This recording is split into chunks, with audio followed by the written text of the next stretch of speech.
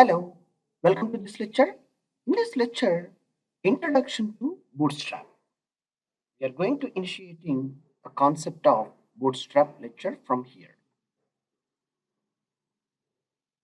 Bootstrap 4 is the latest version as of now while we are preparing the course and doing. Bootstrap is a free and open source CSS framework directed at responsive mobile first front end web development technology.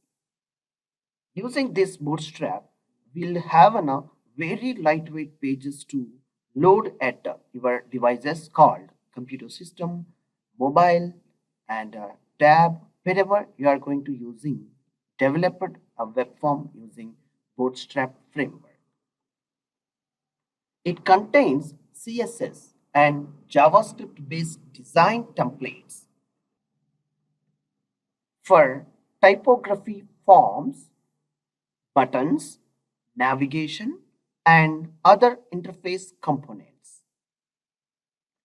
The present development in the world's most popular framework for building responsive pages and mobile first sites with Bootstrap CDN with a template starter page. You won't believe it that it's true.